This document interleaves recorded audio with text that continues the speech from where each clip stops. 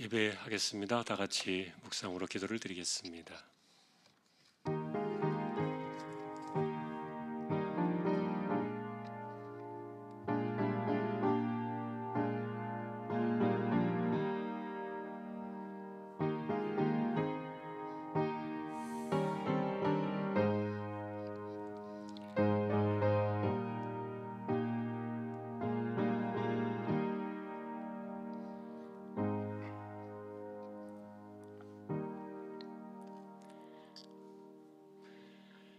너희는 믿음 안에 있는가? 너희 자신을 시험하고 너희 자신을 확증하라. 예수 그리스도께서 너희 안에 계신 줄을 너희가 스스로 알지 못하느냐? 그렇지 않으면 너희는 버림받은 자니라. 아멘.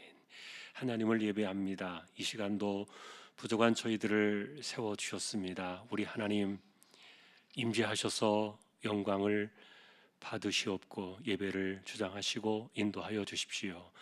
존귀하신 예수님의 이름으로 기도합니다. 아멘.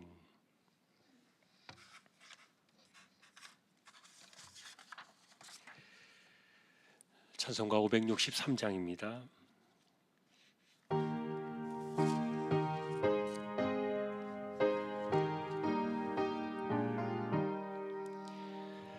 예수 사랑하심을 성경에서 배웠네.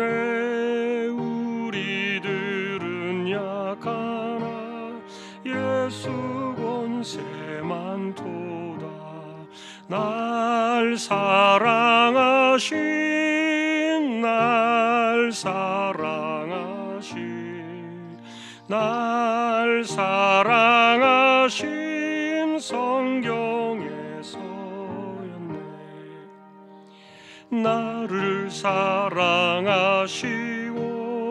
나의 죄를 다시소 하늘 문을 여시고 들어가게 하시네. 날 사랑하신 날 사랑하신 성경에 쓰였네. 내가 연약할수록 더욱 귀히 여기사 높은 보좌 위에서 낮은 나를 보시네. 날 사랑하신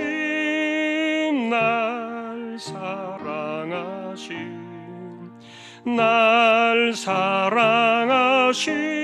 성경에 쓰였네.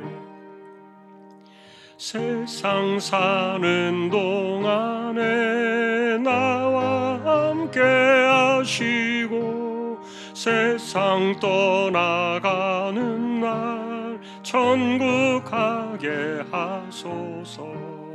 날 사랑하신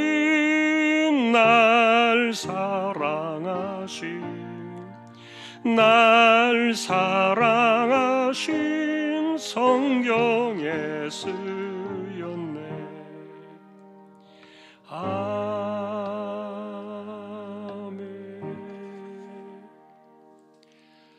사공은혜 권사님 기도하시겠습니다. 그러므로 우리가 낙심하지 아니하노니 우리의 겉사람은 낡아지나 우리의 속사람은 날로 새로워지도다. 아멘. 죽을 수밖에 없고 썩을 수밖에 없는 우리의 육신이지만 하나님의 말씀인 영의 양식을 통해 날마다 더욱 새로워지며 힘을 얻게 하시니 감사와 영광을 돌립니다. 그럼에도 코로나 핑계로 굳어지고 정령화된 신앙에 빠져 정신을 차리지 못했던 것 용서하여 주옵소서. 고통과 연단이 와야만 정신을 차리는 우리들의 습성이었음을 고백하고 회개합니다. 살아 숨쉬는 신앙으로 돌아가도록 성령님께 간구하오니 오직 우리가 살 길인 말씀과 기도로 견고히 서며 말과 행동으로 그리스도의 향기를 드러내며 이웃에게 그 사랑을 흘려보내길 소망합니다. 전 세계에 닫힌 선교의 문을 열어주시어 담대하게 복음 전하도록 선교사님과 그 가정을 지켜주옵소서. 하나님을 알지 못하는 불쌍한 영혼들이 구원의 빛을 바라며 희망의 끈을 놓지 않길 기도합니다. 우크라이나와 러시아 간 전쟁이 하나님의 주권 아래 속히 종식될 수 있길 간절히 기도합니다. 육신의 질병으로 고통 중에 있는 환우들에게 힘과 용기를 주시며 믿음으로 끝까지 싸워 영과 육이 회복되며 평강과 평안을 주시길 기도합니다. 김포 주한교회와 농어촌 미자립교회에 사역이 필요한 재정을 허락하시고 부흥 발전되길 간절히 기도합니다. 단위에 서신 담임 목사님 영과 육을 강건하게 지켜주시고 말씀 선포하실 때 성령 충만함으로 받을 수 있는 성도들 되게 하옵소서. 살아서 역사하시는 예수님 이름으로 기도합니다. 아멘.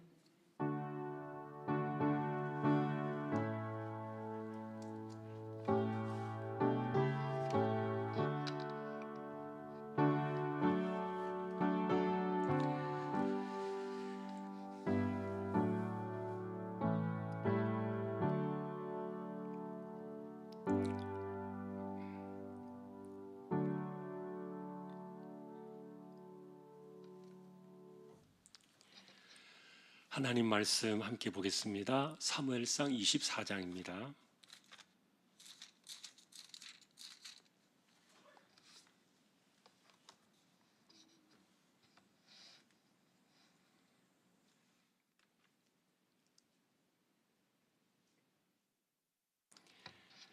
사무엘상 24장 한 절씩 교독하겠습니다. 사울이 블레셋 사람을 쫓다가 돌아오매 어떤 사람이 그에게 말하여 이르되 보소서 다윗이 엔게디 광야에 있더이다 하니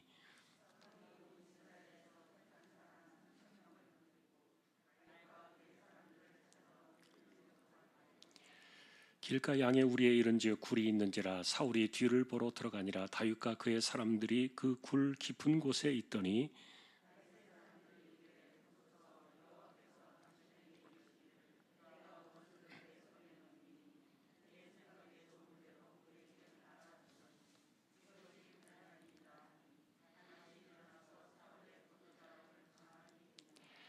그리한 후에 사울의 옷자락 뱀으로 말미암아 다윗의 마음이 찔려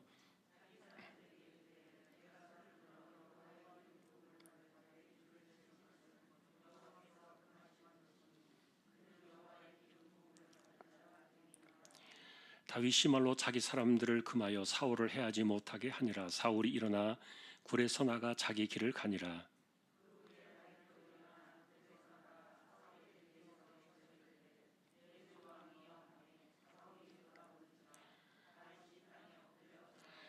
다윗이 사울에게 이르되 보소서 다윗이 왕을 해하려 한다고 하는 사람들의 말을 왕은 어찌하여 들으시나이까.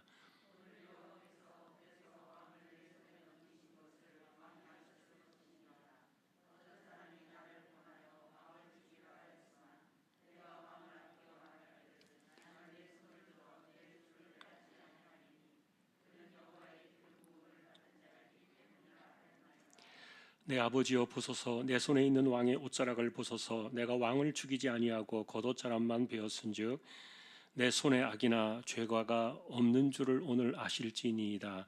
왕은 내 생명을 찾아 해하려 하시나 나는 왕에게 범죄한 일이 없나이다.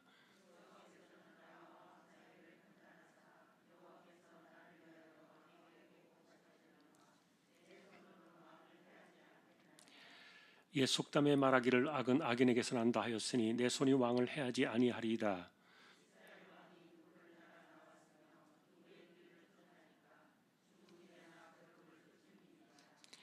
그런지 여호와께서 재판장이 되어 나와 왕 사이에 심판하사 나의 사정을 살펴 억울함을 풀어두시고 나를 왕의 손에서 건지시기를 원하나이다 하니라.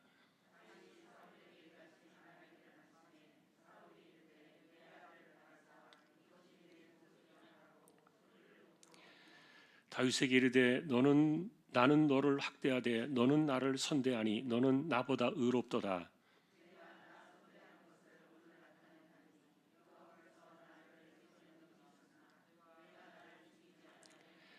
사람이 그의 원수를 만나면 그를 평안히 가게 하겠느냐. 네가 오늘 내게 행한 일로 말미암아 여호와께서 네게 손으로 갚으시기를 원하노라.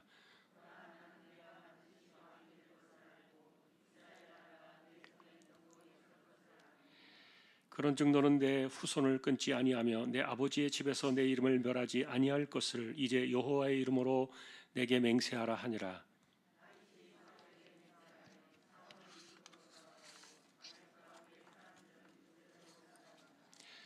아멘. 교회 소식 말씀드립니다. 5월 달에는 저희가 체육대회를 준비하고 있습니다. 아직은 좀 모든 것이 좀 어설프긴 하지만 3년 만에 우리가 다시 모이게 되는데 교제하는 일에 우리가 좀 힘을 내서 또 함께 했으면 좋겠습니다. 구역별로 잘 준비해 주시기를 또 부탁을 드리고요. 구역 모임도 이제 좀 서서히 함께 좀 잘 모여지고 또 회복이 돼야 할 줄로 압니다. 또 기도하면서 함께 해주시면 좋겠습니다. 다른 소식들은 주보를 보아주시면 되겠습니다. 이제 47구역 찬양으로 영광을 돌리겠습니다.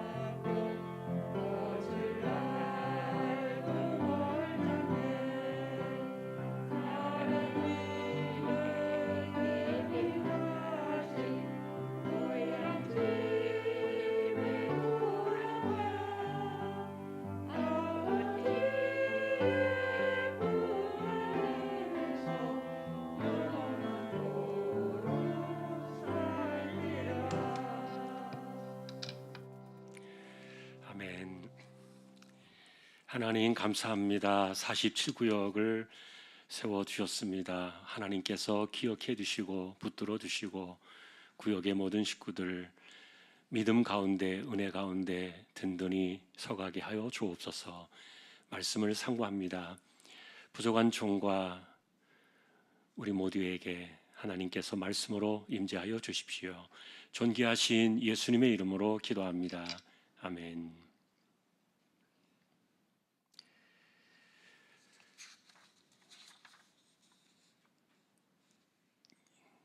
우리는 지난번에 다윗의 이야기를 계속해서 따라가면서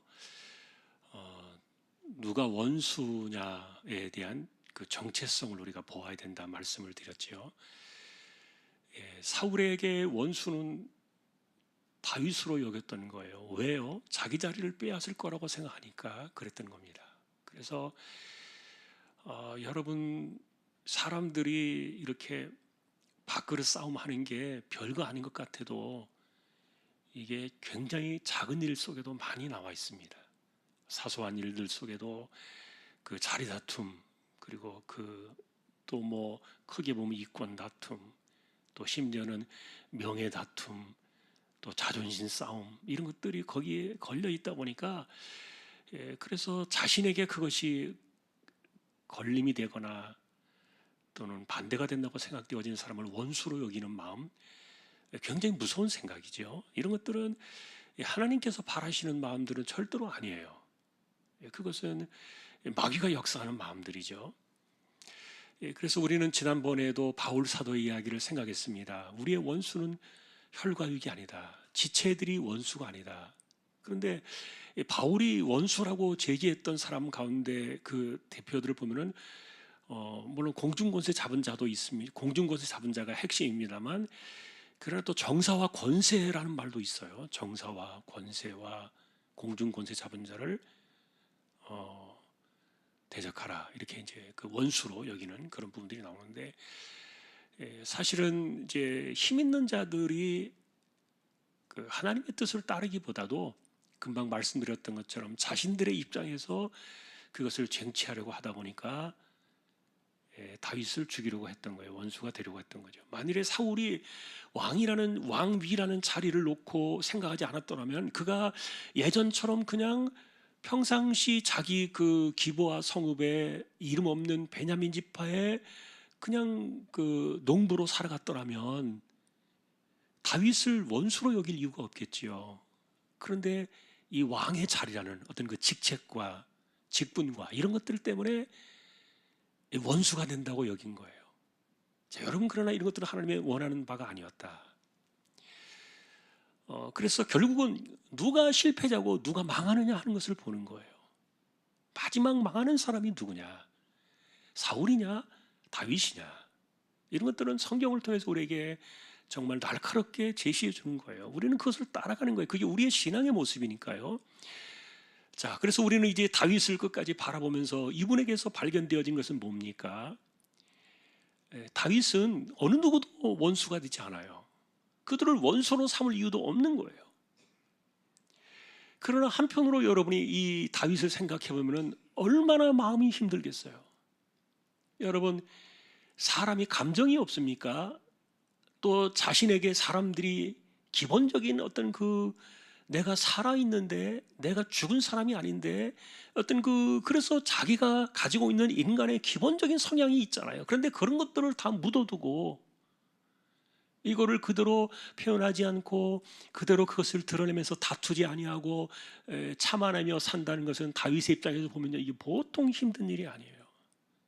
아마 정상적으로 생각하면 다윗은요, 지금 막 정신적으로 막 엄청난 그런 고통 속에 빠져야 되는 거예요. 그런데 이제 우리가 계속해서 이런 부분들을 이야기하는 게 실제로 여기 도망다니는 이 엔게디 광야에서 이 도망가고 이 굉장히 그 위험한 순간을 만나는 이런 때도요, 지난번에도 계속 말했던 것처럼 아둘람 굴에서도 다윗은 시를 지어서 그 상황을 이겨냈고,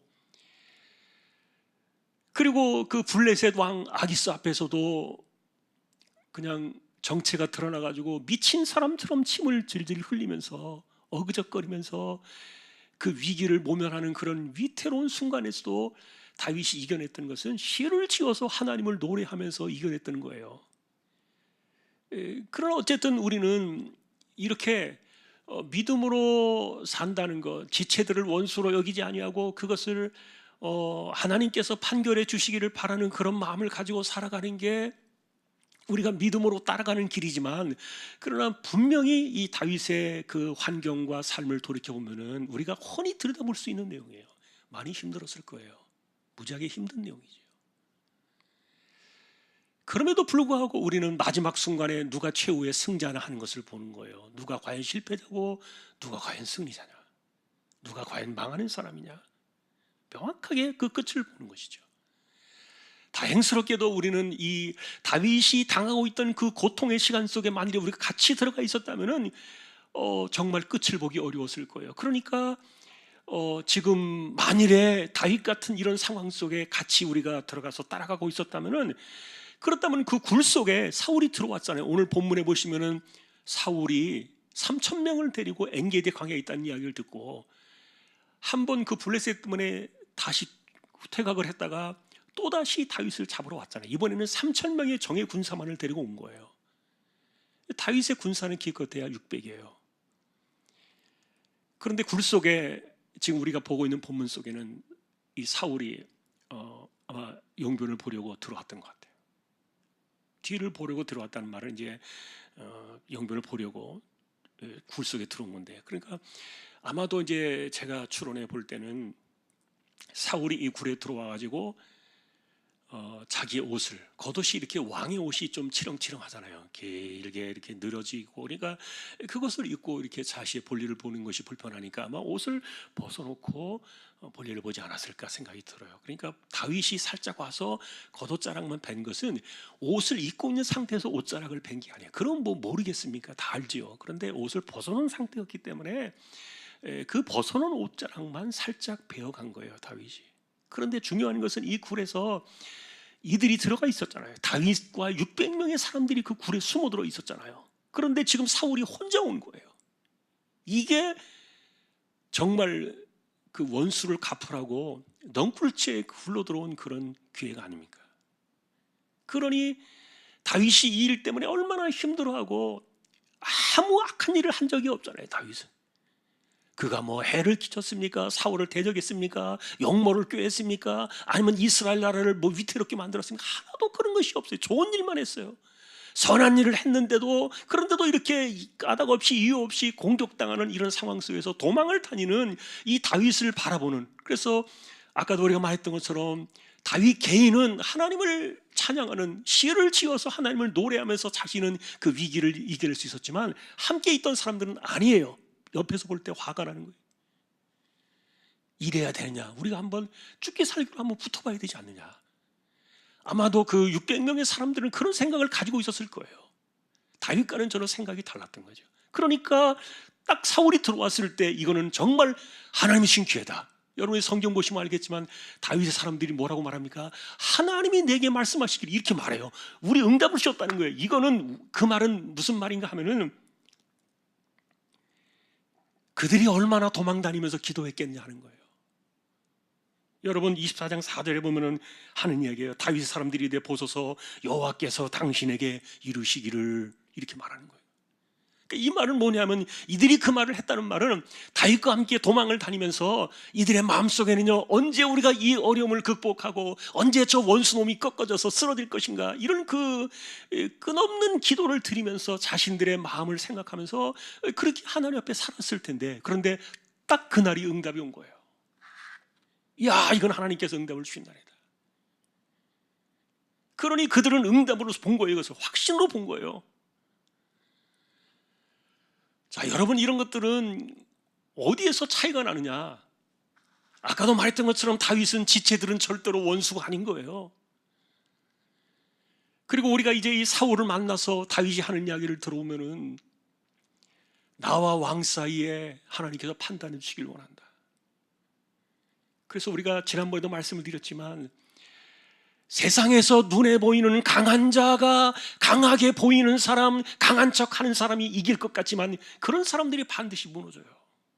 하나님은 그런 사람들 편에 계시지 않아요. 강한 자의 편에 계신 것이 아니에요. 항상 우리는 성경을 통해서 보잖아요. 강한 자와 약한 자 사이에 이것을 판단하실 이는 여호와 하나님이 아니십니까? 그 이야기는요, 다윗이 한 이야기일 뿐만 아니라 그 뒤로도 수많은 왕들이, 경건한 신앙의 왕들이요, 그 이야기를 했어요. 강한 자와 약한 자 사이에 판단하실 이는 하나님이 아니십니까? 그러니 이 다윗은 기본적으로 자기가 강자라고 생각하지 않아요. 자기 스스로가 하나님 앞에서 약한 자로 서 있는 거예요. 왜냐하면 그런 것이 하나님의 도우심을 구하고, 그런 상황에서 하나님의 도우심을 구하고 하나님의 또 붙드심과 은혜가 있으니까, 하나님은 강한 자를 뭐하러 붙드시겠어요? 붙들어 놓으면 얼마나 하늘 높은 줄 모르고 고개를 쳐들고 교만할 텐데, 그런 사람들이 하는 은혜를 주시겠습니까? 아닙니다. 그래서 교만한 자는 망하는 자의 길을 가는 거예요. 그런데 어쨌든 다윗의 경우는 보니까 이분의 중심은 다르다. 그러나 이 다윗이 힘들어하고 고통스러운 모습을 옆에서 지켜보고 있었던 이 일행들은, 다윗의 나머지 600명의 사람들은 입장이 달랐다는 거예요. 당연히 그렇게 생각을 했겠죠. 왜 다윗이 이렇게 고통을 당해야 되고 왜 이런 그 억울한 시간들을 겪어야 하느냐. 그러니 그들이 얼마나 다윗을 위해서 기도를 했겠냐 하는 거예요. 그런데 정말 이런 기회가 어떻게 옵니까? 이거는 하나님께서 응답해 주시지 않은 거라고 생각할 수가 없는 너무도 명확한 찬스가 온 거예요. 기회가 온 거예요. 그런데 다윗은 막았어요. 절대로 그리 하지 마라. 어떻게 하나님의 기름 부음 받은 사람을 종을 내가 칠 수 있느냐. 그래서 여러분, 만일에 다윗이 이런 생각을 갖지 않고 사울을 쳤더라면 그러면 세상은 이야기할 거예요. 하나님이 그에게 사울이 워낙 못된 짓을 많이 했기 때문에 하나님이 다윗에게 사울을 붙여주셨다. 그렇게 말할 수도 있겠지요. 왜냐하면 역사는 이긴 자의 편으로 기록되어져 남기 때문에. 그러니 만일에 다윗이 그렇게 해서 사울을 꺾고서 역모를 일으켜서 그런 과정으로 갔다 할지라도 하나님이 다윗을 세우신 것 아니냐, 이렇게 해서 모든 것들을, 역사를 바꿀 수도 있었을 거예요. 그러나 만일에 그랬다면요, 중요한 것은 뭐냐면은 사울의 집안과 다윗의 집안은 끊어지지 않는 전쟁의 소용돌이에 계속 반붙였을 거예요. 여러분, 복수가 복수를 낳는다 그러잖아요. 심지어 다윗은요, 사울이 죽었을 때에도 사람들은 오해를 했어요. 다윗이 죽인 것 아니냐, 당신이 사울 죽은 것을 기뻐하지 않았냐, 이렇게 오해까지 했어요. 그런데 그것에 대해서 다윗은요, 자기가 도리어 막 해명을 해요. 내가 왕이 죽은 것을 한 번도 기뻐한 적이 없다. 그리고 실제로 요나단이 함께 죽었을 때 그 소식을 듣고서요, 다윗이 얼마나 슬퍼합니까? 그 죽은 것에 대해서, 사울이 죽은 것에 대해서 충격을 받았고, 그 다음에 요나단이 죽은 것에 대해서 얼마나 그가 슬퍼하는 노래를 불렀는지, 그 슬픈 노래가 또 나와 있잖아요, 성경에. 그래서 다윗은 세상에 나는 이들에 대해서 원수로 삼거나 이들에게 보복하거나 복수한 적이 없다. 그것을 알리는 데만 수년이 걸렸어요.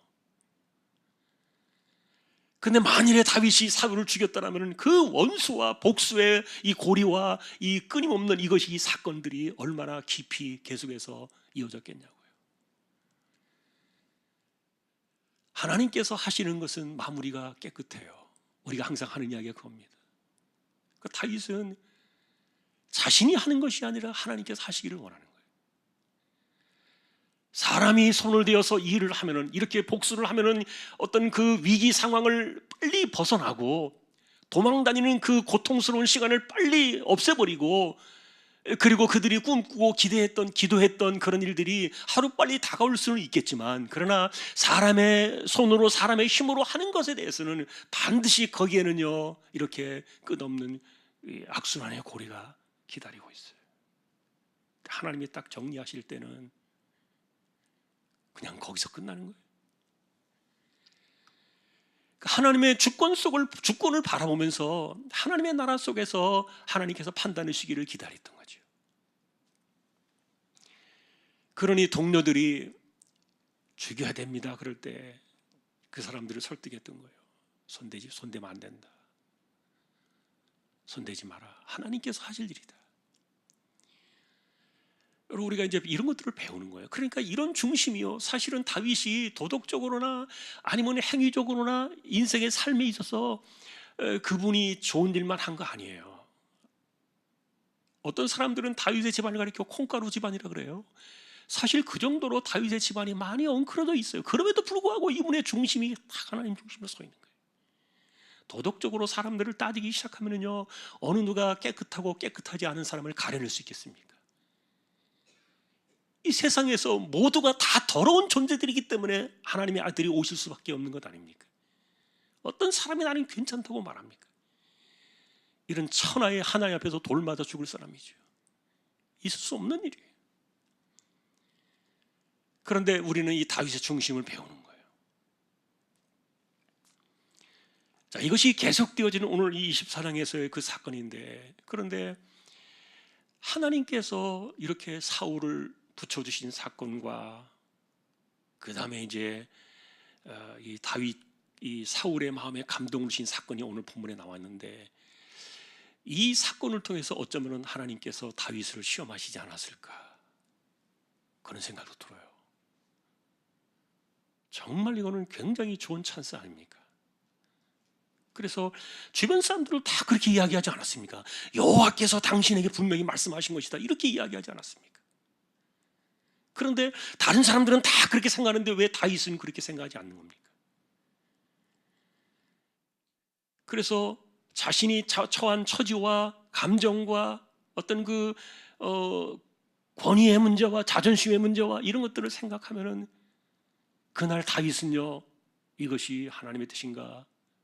어떤 것이 하나님의 뜻인가? 내가 과연 참고 견디는 것이 옳았는가? 이런 것에 대해서 정말 하나님 앞에서 마지막 시험을 받은 사건이 아닌가, 그런 생각이 들어요. 마치 하나님께서 여러분 아브라함을 시험하실 때 아브라함이 본래 믿음이 있었어요. 믿음이 없는 사람이 아니에요. 그러니까 믿음이 있으니까 네 아들 바치라 그럴 때 이 아브라함이 이 노인네가 정말 죄송합니다만 도망든 사람처럼 아무에게도 말하지 않고 아들을 정말 죽이려고 데려갔잖아요. 정말 미친 거 아닙니까? 이 사람 정신 나간 사람이에요. 믿음의 눈으로 보지 않으면 이 아브라함은요, 이해할 수 없는 사람이에요.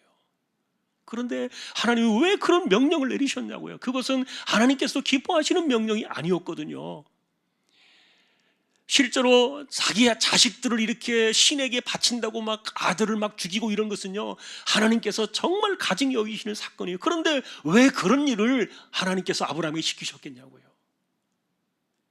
그 당시에 그것은 가나안 땅에서 있었던 풍습 가운데 하나요. 신에게 최고의 충성을 드리는 게 자기 아들을 잡아 죽이는 거예요. 이게 말이 되냐고요? 하나님께서 그렇게 하십니까? 사람의 아들을 달라고 하신 적이 없어요. 하나님은 하나님께서 아들을 내놓으실 뿐이지 거꾸로 아들을 내놓으신 것 아닙니까? 하나님이 네 아들 내놔라 그렇게 하신지 않아요, 하나님. 그러나 아브라함은 그 말에 순종했잖아요. 그것은 이미 그가 믿음의 사건으로 사람으로 있었던 거예요. 그래서 이 여호와 이레의 산으로 일컫는 그 모리아 산에서 있었던 그 사건은 하나님께서 네가 이제야 나를 믿는 줄 내가 알겠다, 네 아들보다도 나를 더 존중히 여기는 것을 내가 이제 알겠다라고 말한 것은, 그것은 그동안에 몰랐던 것을 알았다는 그런 표현이 아니라 아브라함의 믿음이 본래 이만큼 크다는 것을 세상에 확 드러내버리신 사건이에요. 여호와 이레의 사건을 통해서, 이 모리아산 사건을 통해서 아브라함이 이 정도의 믿음 있는 사람이야, 이것을 온천에 드러내는 것이 이 모리아산 이삭을 바치라 했던 사건이거든요. 그러니 이 시험이라고 여겨지는 것에 사람들이 만일에 믿음으로 바로 서지 못했다면요, 그것은 도리어 꼬꾸라지는 사건이에요. 만일에 아브라함이 그날에 이삭을 죽였다면 물론 하나님이 다시 살릴 수도 있다, 이렇게 로마서는 해석을 했지만, 그러나 이것은 하나님의 그 공의에 맞지 않아요. 그 율법에 맞지 않는 거예요.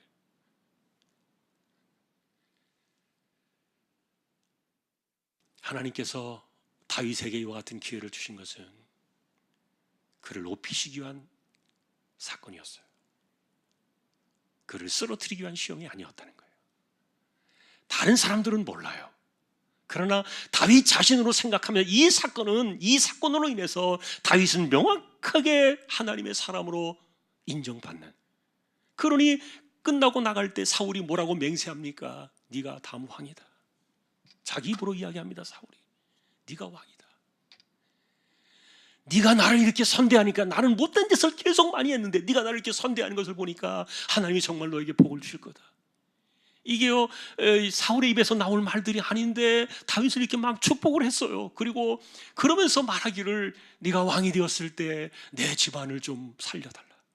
왜냐하면 왕이 둘이 될 수는 없기 때문에 왕위가 바뀌면은요 다 죽잖아요. 세상 정치의 그 비열한 정치의 그 뒤끝 아닙니까? 사울이 그걸 알고 있었기 때문에 내 가족들을 살려달라. 그리고 내 이름을 지우지 마라. 이거 맹세해달라 그랬어요. 여러분, 이런 것들은 하나님께서 어쨌든 그날의 이 사건은 다윗을 넘어뜨리려고 하신 것이 아니라 도리어 다윗의 믿음이 이만하다. 정말 이 사람은 하나님이 쓰시려고 준비한 그릇이었다. 그리고 그가 생각하는 것과 이 말하는 것과 행실이요, 이게 딱 하나님 보시기에 너무너무 마음에 합한 거예요. 그러니까 마음에 합한 사람이 이 엔게디 수풀에서 있었던 이 동굴 사건의 이 하이라이트는 그래서 다윗이 이런 사람이야. 그가 끝까지 하나님께 판단을 맡기고 개인적인 원수를 갚지 않고 끝까지 고통의 길을 가면서도 이렇게 사울을 선대한, 이게 바로 진짜 믿음이야. 이걸 좀 봐라. 이거를 드러내 주신 사건이에요. 자, 그래서 이제 우리는 이 사건 속에서 다윗의 의도를 보았어요. 근데 이 24장의 이 사건은요, 둘 다에게 굉장히 위험한 사건들이었죠. 금방 말했던 것처럼 지금 우리가 본 것은 사울의 상황이에요. 사울 개인의 입장에서 보면요, 굉장히 위험한 순간이에요. 그리고 지금까지 자기가 했던 그 처신의 그 판단으로 생각해 볼 때는 분명히 죽을 일이에요. 이거는 사울이 살아남을 수 없는 굴에서 살아남은 거예요. 그런데 사실은 몰랐지요. 자기가 옷을 볼일을 다 보고 옷을 겉옷을 다시 입고 굴을 빠져나와서 한참 빠져나왔을 때도 사울은 자기 옷자락에 베어진 것조차 몰랐잖아요. 그런데 그 뒤를 다윗이 따라 나온 거예요. 그리고 큰 소리로 사울을 부르면서 엎드려 절하면서 외쳤던 거예요. 이야기를 한 겁니다. 깜짝 놀랐지요. 아마도 사울이 머리끝부터 발끝까지 그냥 온몸이 쭈뼛 타고 막 식은땀이 줄줄 흐를 정도로, 쭉 흘러내릴 정도로 굉장히 위험한 순간이었음을 알았을 거예요. 그러니 이 사건 속에서 사울의 입장은 이것은요, 굉장히 그에게 큰 교훈이 되지 않겠습니까? 그날은 그래서 어쨌든 이 사울은 감동을 받았어요. 그러나 여러분 보세요. 하나님을 잊어버리고 은혜를 버린 사람들은요, 그 은혜와 감동이 오래가지 못해요. 이게 문제예요. 잠깐 동안은 깨달아요. 하루 이틀 지나면요, 또 뒤집어져요. 이게 은혜 받은 사람과 은혜가 없는 사람의 차이예요. 믿음의 사람과 믿음의 사람이 아닌 것의 차이예요. 믿음의 사람은 다윗은 끝까지 그 길을 가요. 그러나 이 사울은요, 그렇게 죽을 고비를 넘기고 정말 온 머리끝이 쭈뼛 설 정도로 그 위험한 순간에 경험을 했어도 딱 돌아서요. 또다시 칼 들고 쫓아오잖아요. 자, 그러나 어쨌든 그날은 하나님께서 사울을 두렵게 하셨어요. 왜 이렇게 이야기하는가 하면은, 만일에 그날에 하나님께서 사울에게 감동을 주지 않았더라면, 다윗에게 주신 그 은혜의 물결이 사울을 덮치지 않았더라면 사울이 여전히 은혜 받지 않은 상태에서 자기를 살려줬다 할지라도 그 사실은 고맙지만, 그러나 네가 나를 살렸으니까 넌 나한테 죽었다, 예를 들어서 이렇게 생각할 수 있는 거예요. 그러니 더군다나 지금 이 다윗의 일행이 600명이 굴에 갇혀 있잖아요. 그러니까 데리고 온 3,000명을요 순식간에 부르면요, 이거 딱 둘러싸가지고 이 안에 있는 다윗의 일행을 전멸시키는 것은 순식간의 일이에요. 사울이 마음먹기 달린 거예요. 근데 하나님이 그걸 못하게 하신 거죠. 눌러버리신 거예요. 그러니 정말 믿음으로 나아가고 은혜로 역사하는 그런 가운데서 하나님께서 다윗도 굉장히 그러니까 위험한 거예요. 따라 나와가지고 자기가 여기 있다고 이렇게 했다고 이런 것이 자신의 어떤 그 억울함, 그리고 자신의 그 공의로움, 이런 것들을 이렇게 사울에게 공포할 수 있는 그런 기회가 될 수 있을지 모르겠지만, 그러나 나 여기 숨어 있어요, 우리 여기 600명이 숨어 있어요, 이것은요 얼마나 위험한 일인지 몰라요. 죽는 거예요 그냥. 그런데 이 사람이 정말 정신없이 나와가지고 사울에게 그 이야기를 다 하는 거예요. 자기 진심을 말하고 싶었던 거죠. 근데 그게 얼마나 위험한 그런 사건이었습니까? 그 순간에도 하나님께서 덮으신 거예요. 그리고 다윗의 마음을 감동하신 하나님께서 사울조차도 그 순간에 악한 마음을 다 꺾어버리셔가지고 그 다윗의 진실함에 그가 속마음을 진짜 드러내게 했던 거죠. 네가 진짜 왕이다. 자, 여러분, 하나님께서 우리가 이제 이 사건들을 통해서 보여주시는 것들은, 그래서 우리가 따라가는 것은 제가 사울이 아니라 그랬어요. 이제 우리가 따라가는 것은 다윗이다. 다윗에게서 꾸준한 모습을 보는 거예요. 아, 이분이 진짜 세상을 살아가는 그리스도인의 진짜 모습이구나. 사울같이 생각하고 사울같이 살아가는 사람들은 반드시 끝을 하나님께서 초결하실 거예요. 왜냐하면 그것은 신앙이 아니니까. 누가 끝이 안 좋은가, 누가 몰락하는가 보는 거예요. 최후의 승자는 하나님께서 원하시고 하나님이 바라시고 하나님이 뜻하시는 대로 걸어갔던 이 다윗에게 찾아오는 거예요. 자, 여러분, 이것은 그냥 되어진 것은 아니라고 말씀을 드렸어요. 지금 20대 젊은 나이에 다윗이 얼마나 혈기왕성하고 이때 정말 얼마나 이것이 끌어오르겠습니까? 한번 들이받고 싶은 생각이 없겠냐고요, 다윗의 마음속에. 그러나 끝까지 그 길을 걸어간 이 다윗에게서 하나님은 위대한 나라를 꿈을 꾸시는 거예요. 그래, 네가 바로 내가 원하는 하나님의 나라를 세울 종이다. 네가 바로 내가 바라는 그런 나라를 세울 사람이다. 그 다윗에게서 하나님께서 희망을 보는 거예요. 왜냐하면 그런 사람을 통해 쓰시니까. 스스로 여러분 자신이 무엇을 한다고 생각하거나 교만하다고 생각하는 사람은 하나님께서 손을 떼버리십니다. 아까도 말했지요. 자기가 강자라고 생각하는 사람은 하나님께서 은혜를 주시지 않아요. 얼마나 더 교만하게 나을까? 그러나 스스로 약자라고 생각하는 사람들은, 그러니 강한 자와 약한 자 사이에 판단하시는 이는 누구십니까? 하나님이십니다. 그 하나님께 주권을 맡기고 하나님께서 하실 것이라는 그 신앙을 가지고 그 세대를 이겨나가고 있는, 힘들고 그리고 참기 어렵고 고통스러운 그 시간을 믿음으로 꿋꿋이 변함없이 그 길을 걸어가는 우리는 다윗에게서 큰 도전을 받는 겁니다. 다윗의 같은 중심과 그 신앙이 저와 여러분들의 삶에도 함께 할 수 있기를 오늘도 존귀하신 우리 주님의 이름으로 간절히 축원합니다. 찬양하겠습니다. 560장입니다.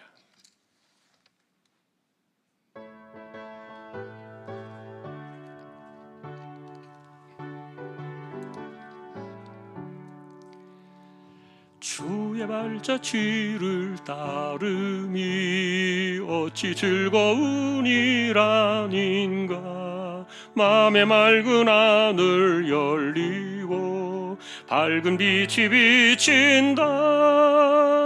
발자취를 따라가자 기쁜 마음으로. 발자취를 따라가자 찬송하며 즐겁게. 주의 발자취를 따름이 어찌 행복 아니라닌가. 마음의 악한 생각 사라져 밝은 마음 싹 든다. 발자취를 따라가 마음으로. 발자취를 따라가자 찬송하며 즐거. 주의 발자취를 따름이 어찌 든든한 일 아닌가. 맘의 두려움은 사라져 새로운 힘 솟는다. 발자취를 따라가 따라가자 기쁜 마음으로 발자취를 따라가자 찬송하며 즐겁게 아멘.